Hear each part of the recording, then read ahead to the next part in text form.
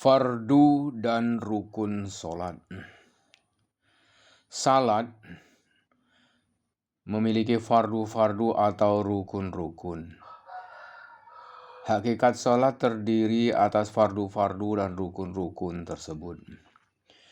Jika satu fardu saja tidak dikerjakan oleh seorang muslim, hakikat salat tidak tercapai dan salat yang ia kerjakan tidak sah menurut syarak. Berikut ini adalah penjelasan tentang fardu sholat. A. Niat.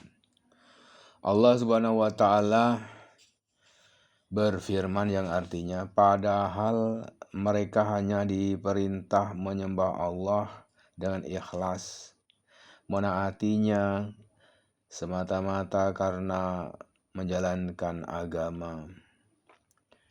Al-Bayyinah 985. Rasulullah SAW bersabda yang artinya, setiap amal pasti disertai niat. Setiap orang mendapat pahala sesuai dengan niatnya. Siapa yang berhijrah dengan niat menuju keridhaan Allah dan menaati perintah Rasul-Nya, maka ia benar-benar telah berhijrah menuju Allah dan Rasul-Nya. Siapa yang berhijrah dengan niat mencari keuntungan duniawi atau dengan niat mencari seorang wanita yang hendak dinikahinya, maka ia telah berhijrah mencari yang ditujunya itu. Melafalkan niat. Terkait dengan hal ini, Ibnu Qayyim berkata dalam kitabnya Ighatsatul Lahfan, niat adalah bermaksud melakukan sesuatu. Tempat niat adalah hati. Pada dasarnya, niat tidak berkaitan dengan lisan. Karena itu, tidak ada lafal niat yang diriwayatkan dari Nabi SAW atau dari para sahabatnya. Lafal-lafal niat yang dibuat untuk dibaca pada pembukaan bersuci dan salat merupakan senjata setan untuk mengganggu orang-orang yang berpenyakit was-was. Setan menahan dan menyiksa mereka dengan lafal-lafal itu. Setan membuat mereka selalu memperbaiki lafal-lafal yang mereka ucapkan itu. Anda dapat menyaksikan seseorang dengan susah payah mengulangi lafal-lafal itu berkali-kali, padahal lafal-lafal itu bukan bagian dari sholat. B. Takbiratul Ihram. Ali radhiyallahu an meriwayatkan bahwa Rasulullah SAW bersabda, yang artinya bersuci merupakan kunci dalam sholat. Takbiratul Ihram merupakan pengharaman di dalam sholat. Salam merupakan penghalalan dalam sholat.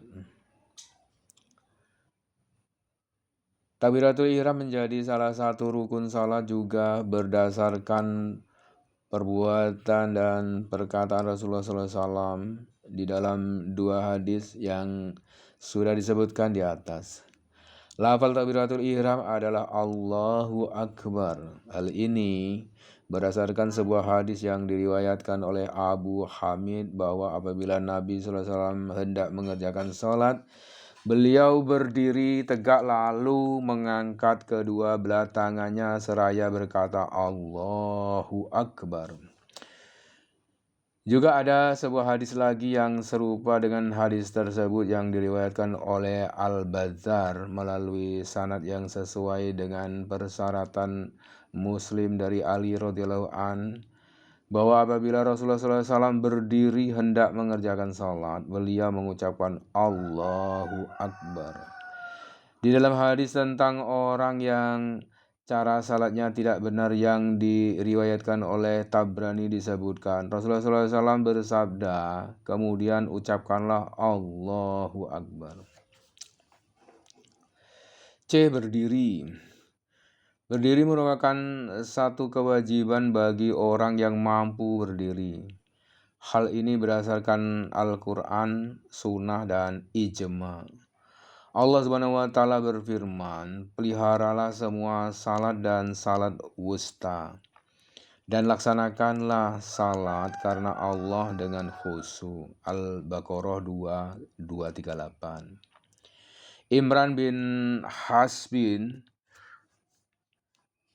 Imran bin Hashin berkata, aku menderita penyakit bawasir atau ambeien. Lalu aku bertanya kepada Rasulullah SAW tentang cara mengerjakan sholat bagi orang yang menderita penyakit bawasir seperti diriku. Beliau bersabda yang artinya, kerjakanlah sholat dengan berdiri. Jika engkau tidak mampu mengerjakannya dengan berdiri, kerjakanlah sholat dengan duduk.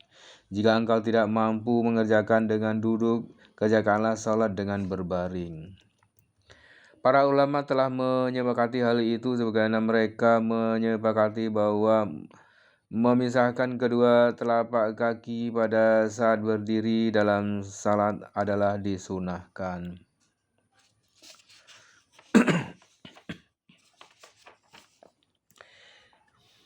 I. Berdiri ketika mengerjakan salat sunnah.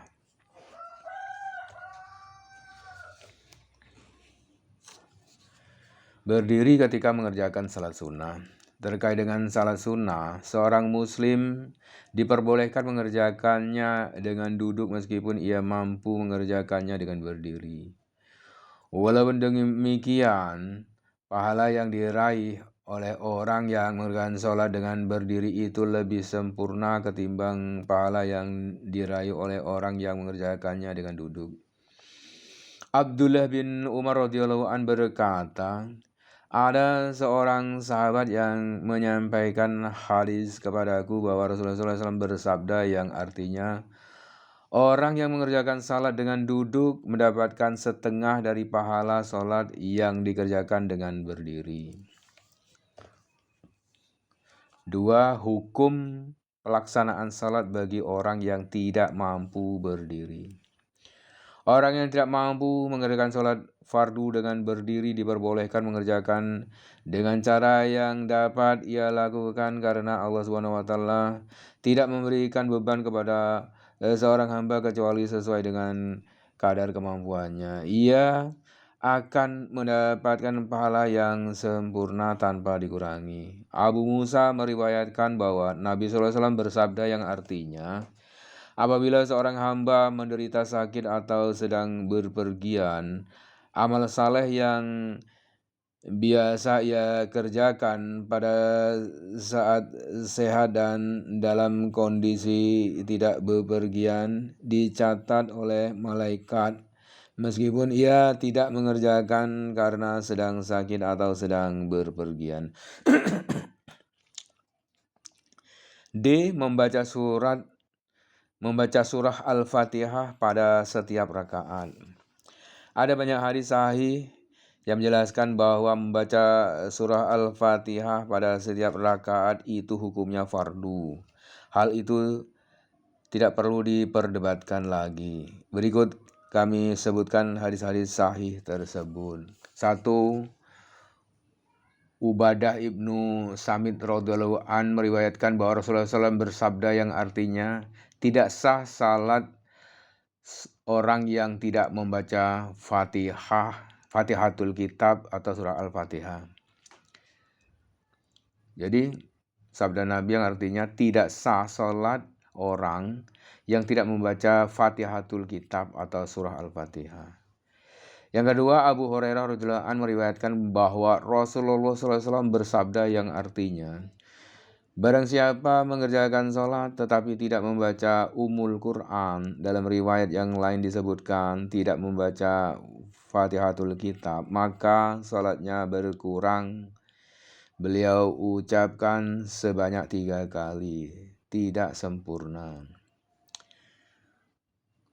3.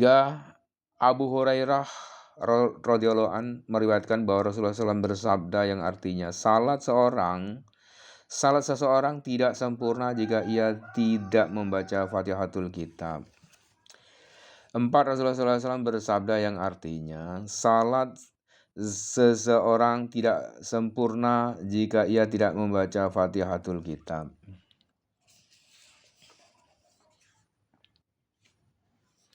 5.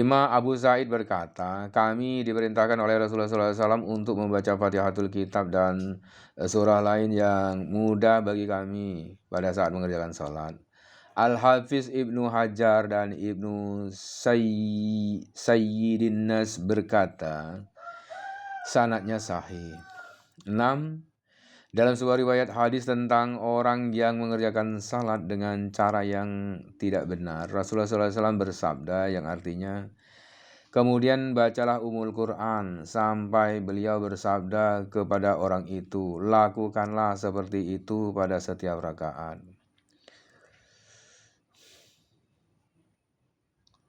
Sudah menjadi suatu fakta yang tidak dapat dipungkiri bahwa Rasulullah SAW membaca surah Al-Fatihah pada setiap rakaat, baik di dalam salat fardu maupun di dalam salat sunnah. Hal yang harus kita perhatikan di dalam melaksanakan ibadah adalah ittiba atau mengikuti Rasulullah SAW. Beliau telah bersabda yang artinya, kerjakanlah salat sebagaimana kalian melihatku mengerjakannya.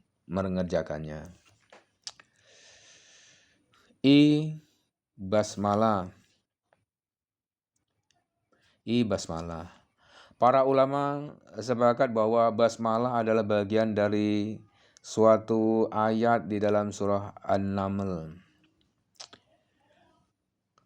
Tetapi mereka berbeda pendapat tentang basmalah yang tercantum di awal setiap surah dalam Al-Quran. Pendapat-pendapat mereka dapat disimpulkan menjadi 3 pendapat yang populer. 1. Pendapat pertama mengatakan bahwa basmalah merupakan satu ayat dari surah Al-Fatihah dan dari semua surah. Dengan demikian membaca basmalah diwajibkan pada saat membaca surah Al-Fatihah. Hukum membaca basmalah sama dengan hukum membaca surah Al-Fatihah di dalam kaitannya dibaca dengan keras atau dengan pelan. Dalil paling kuat dalam pendapat pertama ini adalah hadis yang diriwayatkan oleh Nu'aim al-Mujamir. Ia berkata, aku pernah mengerjakan salat menjadi makmum di belakang Abu Hurairah. Ia membaca Bismillahirrahmanirrahim kemudian membaca Quran. Hadisnya panjang dan di akhiri hadisnya disebutkan, Abu Hurairah berkata, demi Allah yang jiwaku berada dalam genggaman kekuasaannya, salatku paling sama dengan salat Rasulullah SAW dibandingkan salat kalian.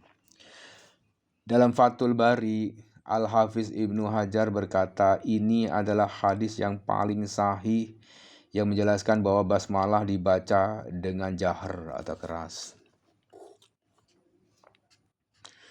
2. Pendapat kedua mengatakan bahwa basmalah merupakan ayat tersendiri yang diturunkan untuk tayamum, memohon keberkahan kepada Allah SWT dan sebagai pemisah antara satu surah dan surah yang lainnya. Membaca basmalah ketika membaca surah Al-Fatihah dibolehkan, bahkan disunahkan, tetapi tidak disunahkan membaca dengan keras. Hal ini berdasarkan sebuah hadis yang diriwayatkan oleh Anas radhiyallahu an. Ia berkata, aku pernah salat di belakang Rasulullah SAW, di belakang Abu Bakar, di belakang Umar dan di belakang Utsman. Semuanya tidak membaca Bismillahirrahmanirrahim dengan suara keras.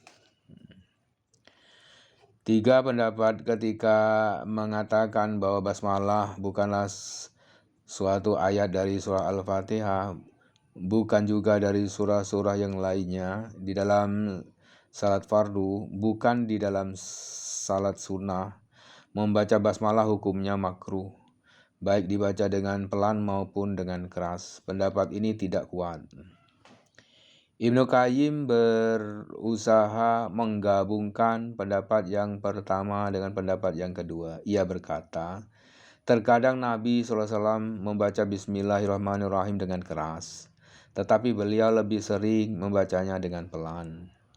Tidak diragukan bahwa beliau tidak selalu membaca basmalah dengan keras 5 kali sehari semalam, baik ketika beliau tidak bepergian maupun ketika beliau bepergian. Hal ini tidak disadari oleh para khalifah dan kebanyakan sahabatnya. Hal ini juga tidak disadari oleh penduduk Mekah dan Madinah di masa yang mulia itu.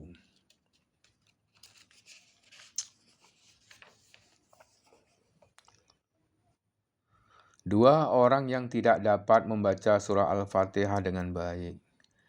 Al-Katabi berkata, pada dasarnya salat seorang musalli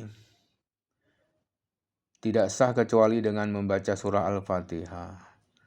Tentu sudah mafhum bahwa membaca surah Al-Fatihah itu diwajibkan bagi orang yang dapat membacanya dengan baik, bukan bagi orang yang tidak dapat membacanya dengan baik.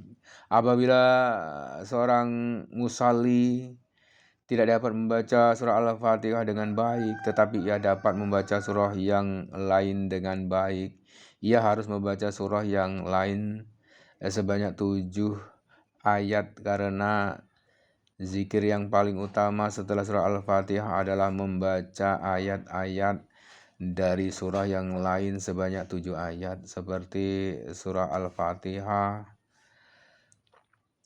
Apabila ia benar-benar tidak dapat mempelajari bacaan Al-Quran sedikit pun karena ia tidak dapat mencetaknya, tidak dapat menghafalnya, merasa asing terhadap bacaannya sehingga lisannya tidak dapat melafalkannya, atau karena ada penyakit yang dideritanya, zikir yang paling utama setelah bacaan Al-Quran adalah bacaan tasbih, tahmid, dan tahlil yang telah diajarkan oleh Rasulullah SAW.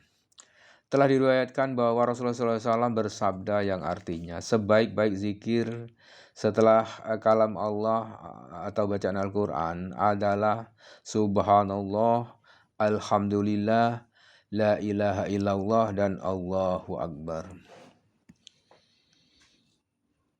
Pendapat tersebut diperkuat lagi dengan hadis riwayat Rafa'ah bin Rafi' yang disebutkan juga oleh Al-Katabi bahwa Rasulullah SAW pernah mengajari seseorang salat. Beliau bersabda yang artinya, jika ada bacaan Al-Quran yang engkau hafal, bacalah. Jika tidak, ucapkanlah tahmid, takbir, dan tahlil, kemudian rukuklah.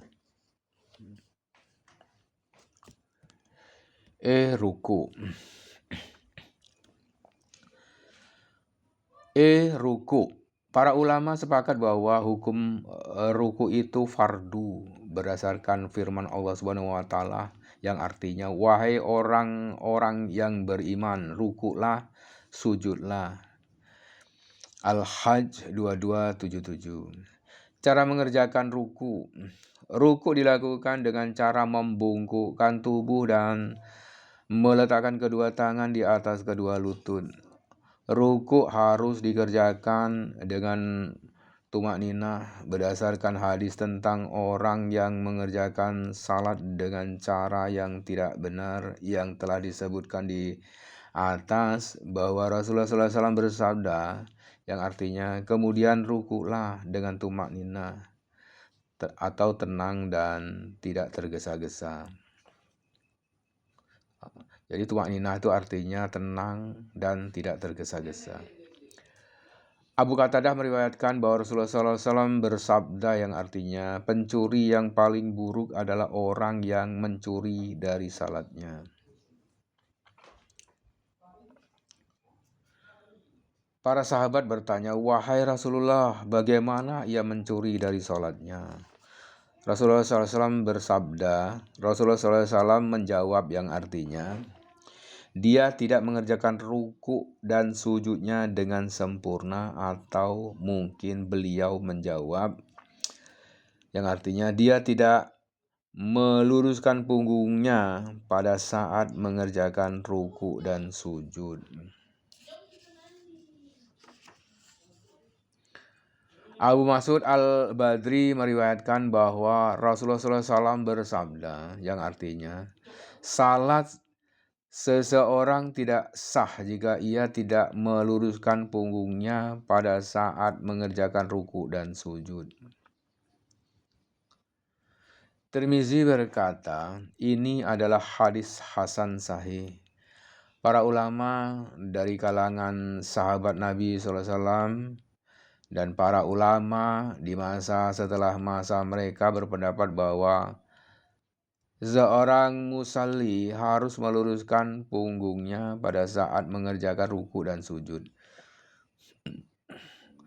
Diriwayatkan bahwa Hudzaifah melihat seseorang yang tidak menyempurnakan ruku dan sujudnya ketika mengerjakan salat. Lalu Hudzaifah berkata kepada orang itu, engkau belum mengerjakan salat. Andai engkau mati bukan dalam keadaan fitrah agama Islam yang Allah menciptakan Nabi Muhammad SAW dalam keadaan fitrah itu. Bangkit dari ruku dan iktidal dengan tumaknina. Hal ini menjadi salah satu rukun sholat. Berdasarkan perkataan Abu Humaid ketika menjelaskan sifat sholat Nabi SAW, apabila Rasulullah SAW mengangkat kepalanya bangkit dari ruku, beliau berdiri tegak hingga tulang punggungnya lurus kembali. Aisyah radhiyallahu an berkata, apabila Rasulullah SAW bangkit dari rukunya, beliau berdiri tegak terlebih dahulu sebelum bersujud. Rasulullah SAW bersabda yang artinya, kemudian bangkitlah dari ruku sampai engkau berdiri tegak. Abu Hurairah meriwayatkan bahwa Rasulullah SAW bersabda yang artinya, Allah Subhanahu wa Ta'ala tidak melihat salat seorang hamba yang tidak meluruskan tulang punggungnya di antara ruku dan sujud. Al-Munziri berkata, sanad hadis ini jayyid.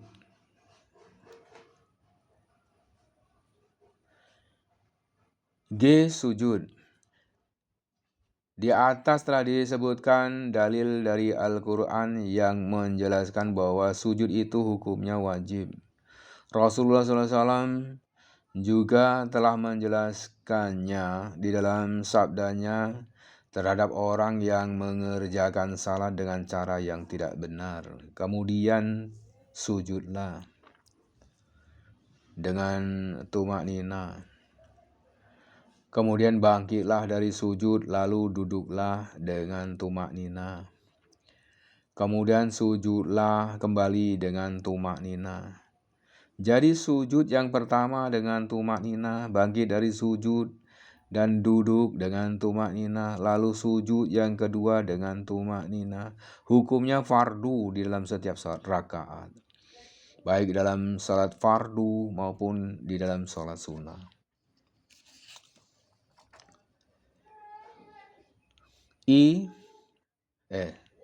Satu batasan tumaknina. Tumaknina adalah berdiam sejenak setelah seluruh anggota tubuh menetap atau tidak bergerak. Para ulama menetapkan batasan minimal tumakninah yaitu selama 1 kali ucapan tasbih. 2 bagian-bagian tubuh yang digunakan untuk bersujud. Bagian-bagian tubuh yang digunakan untuk bersujud adalah wajah, 2 telapak tangan, 2 lutut, dan 2 telapak kaki. Abbas bin Abdul Muthalib mendengar Rasulullah SAW bersabda yang artinya, jika seorang hamba bersujud, seharusnya 7 anggota tubuhnya ikut bersujud, yaitu wajahnya, 2 telapak tangannya, 2 lututnya, dan 2 telapak kakinya. Ibnu Abbas meriwayatkan bahwa Nabi SAW memerintahkan setiap muslim untuk mengerjakan sujud di atas 7 anggota tubuh, yaitu kening, kedua tangan, kedua lutut, dan kedua kaki. Tidak diperbolehkan memegang rambut atau pakaian. Dalam lafal yang lain, Nabi SAW bersabda yang artinya, aku diperintahkan oleh Allah SWT untuk mengerjakan sujud di atas 3 tulang, yaitu di atas kening, beliau menunjuk hidungnya, 2 tangan, 2 lutut, dan di atas jari-jari kakinya. Di atas jari-jari kaki. Pada riwayat lain Rasulullah SAW bersabda yang artinya, aku diperintahkan untuk melakukan sujud di atas 7 anggota tubuh. Aku tidak memegang rambut dan pakaian. 7 anggota tubuh itu adalah kening dan hidung, 2 tangan, 2 lutut, dan 2 telapak kaki. Abu Humaid meriwayatkan bahwa apabila Nabi SAW melakukan sujud, beliau meletakkan hidung dan keningnya di atas tanah tempat sujud. Tirmizi menilai hadis ini sebagai hadis yang sahih. Ia berkata, berdasarkan hadis ini, para ulama berpendapat bahwa apabila seseorang hendak melakukan sujud, ia harus bersujud di atas kening dan hidungnya. Apabila ia bersujud di atas keningnya saja tanpa hidungnya, sebagian ulama berpendapat bahwa sujudnya sah, sedangkan sebagian yang lain berpendapat bahwa sujudnya tidak sah hingga ia melakukan sujud di atas kening dan hidungnya. Tahiyat akhir dan membaca tasyahud.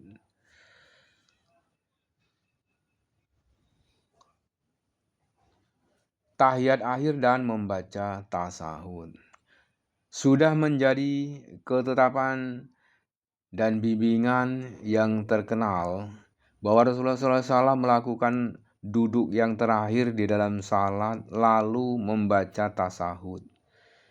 Beliau bersabda kepada orang yang mengerjakan salat dengan cara yang tidak benar, yang artinya apabila engkau telah bangkit dari sujud terakhir dan telah duduk seraya membaca tasahud, salatmu telah sempurna.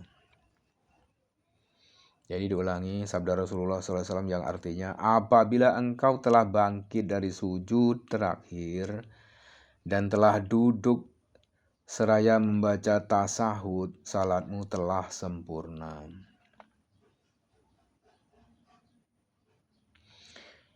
Ibnu Qudamah berkata, Ibnu Abbas berkata, sebelum tasahud diwajibkan atas kami ketika duduk terakhir, kami mengucapkan Assalamu Allah, Assalamu ala Jibril, Assalamu ala Mikail.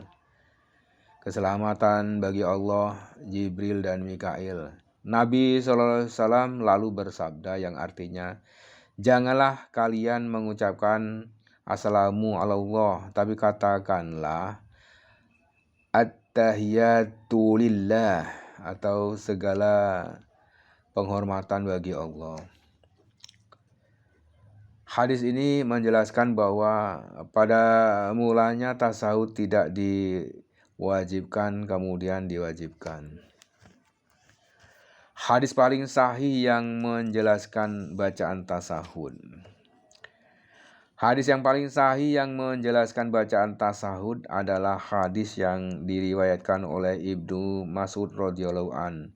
Ia berkata, pada suatu saat kami mengerjakan salat bersama Rasulullah SAW. Ketika mengerjakan duduk yang terakhir, kami membaca keselamatan atas Allah sebelum hamba-hambanya, keselamatan atas fulan dan fulan.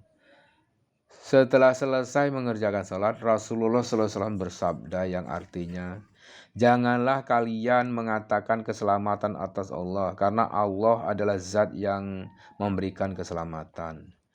Apabila salah seorang dari kalian mengerjakan duduk terakhir dalam sholatnya, hendaknya ia mengatakan segala penghormatan, sholat, segala kebaikan hanya milik Allah.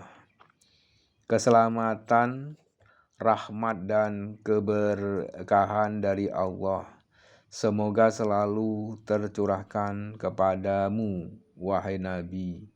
Keselamatan dari Allah semoga selalu tercurahkan kepada kami dan semua hamba Allah yang saleh.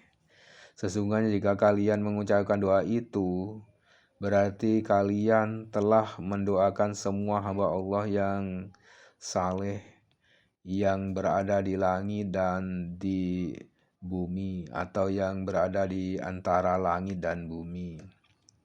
Setelah itu ucapkanlah, aku bersaksi bahwa tiada Tuhan selain Allah, dan aku bersaksi bahwa Nabi Muhammad adalah hamba dan utusannya. Setelah itu hendaknya kalian memilih doa yang paling kalian sukai lalu membacanya.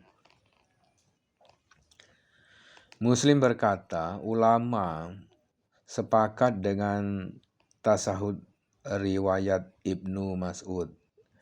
Sebab para sahabat Ibnu Mas'ud tidak saling berbeda pendapat di dalam mengucapkan tasahud ini, dan mereka mengucapkan lafal tasahud yang sama. Terkait dengan bacaan tasahud yang diriwayatkan oleh sahabat lain selain Ibnu Mas'ud, para sahabat berbeda pendapat di dalam hal lafal atau bacaannya.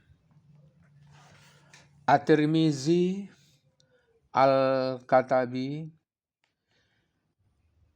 Ibnu Abdul Bar, dan Ibnu Munzir berkata, tasahud yang diriwayatkan oleh Ibnu Mas'ud adalah hadis paling sahih yang menjelaskan bacaan tasahud. Hadis paling sahih yang menjelaskan bacaan tasahud yang menempati urutan kedua adalah tasahud Ibnu Abbas radhiyallahu an. Ia berkata, Rasulullah SAW mengajari kami bacaan tasahud sebagaimana beliau mengajarkan kami bacaan Al-Quran. Beliau membaca yang artinya segala penghormatan, keberkahan salat dan segala kebaikan hanya milik Allah. Keselamatan, rahmat dan keberkahan dari Allah semoga selalu tercurahkan kepadamu, wahai Nabi.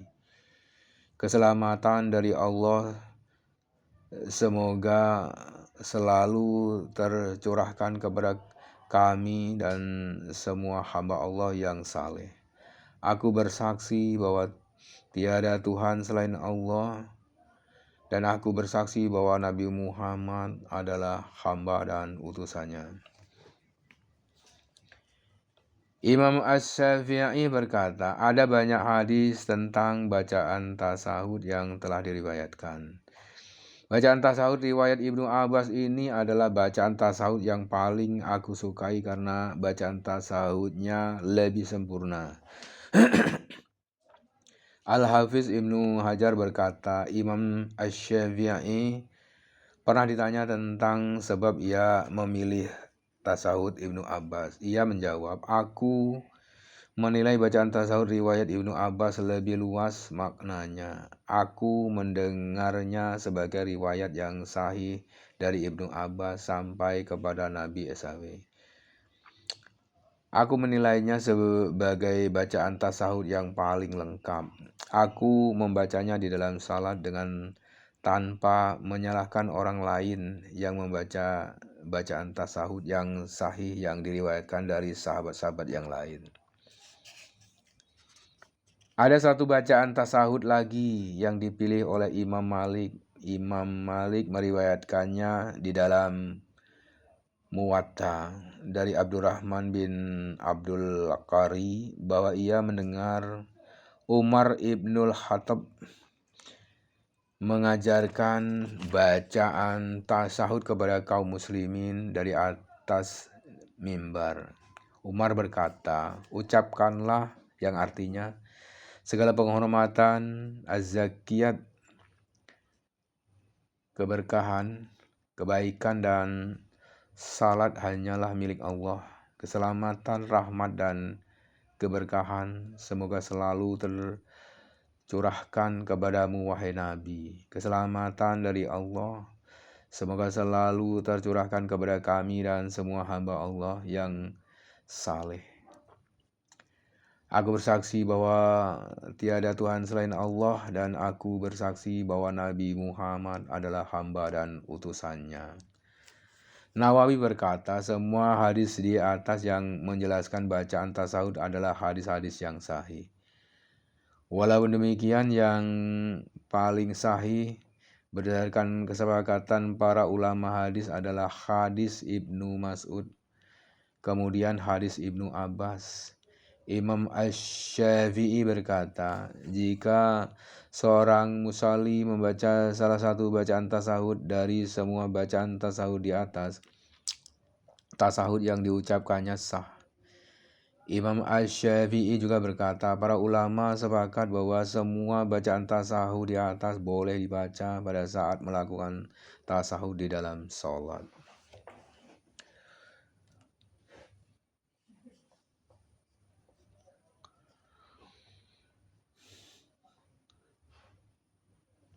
Mengucapkan salam.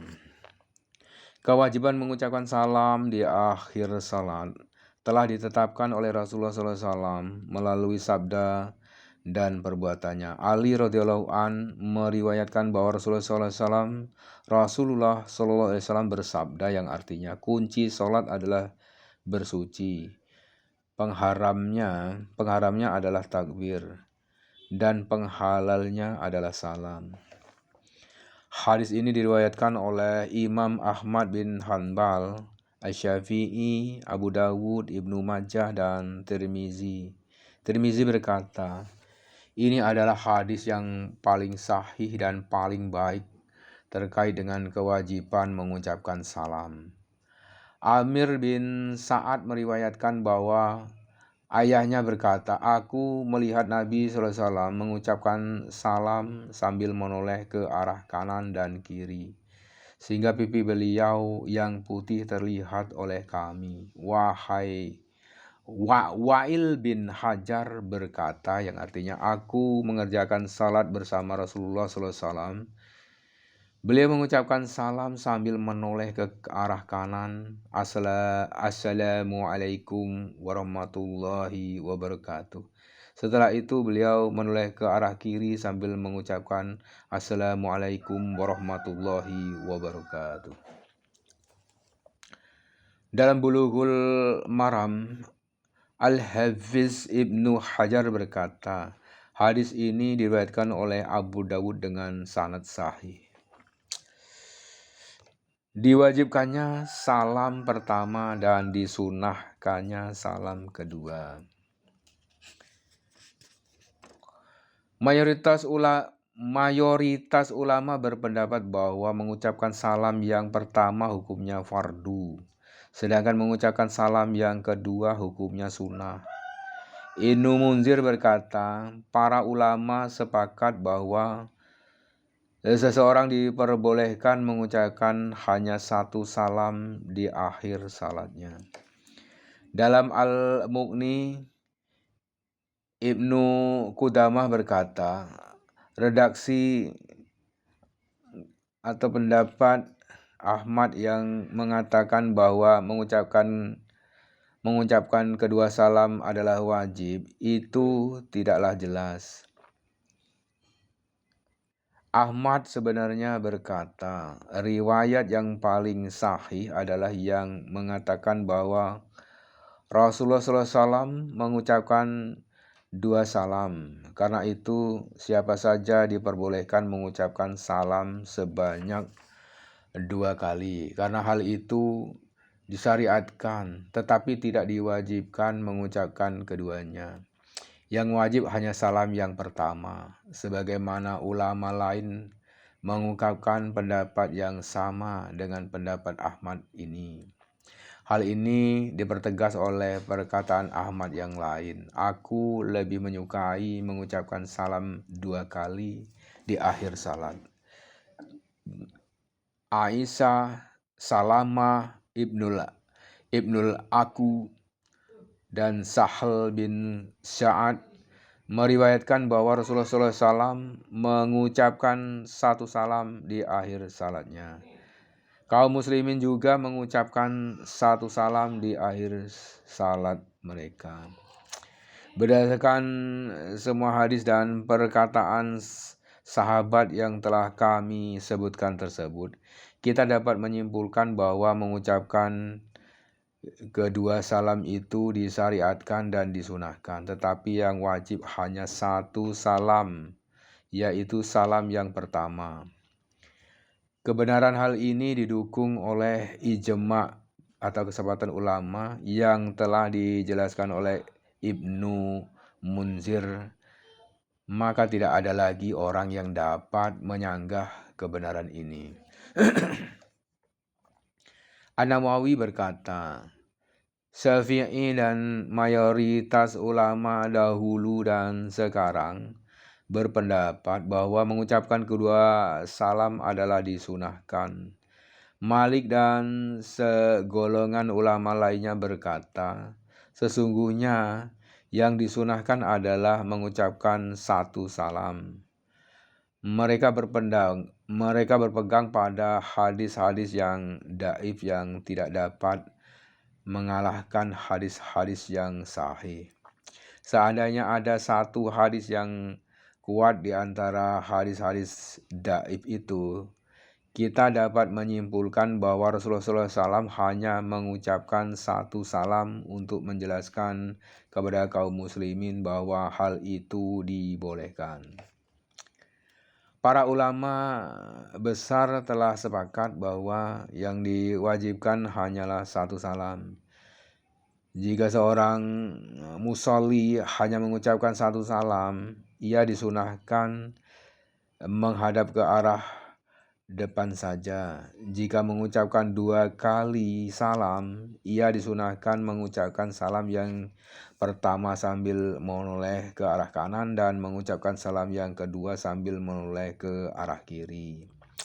Ketika mengucapkan salam ke arah kanan dan kiri, hendaknya ia menolehkan wajahnya sehingga orang lain yang berada di sampingnya agak ke belakangnya dapat melihat pipinya.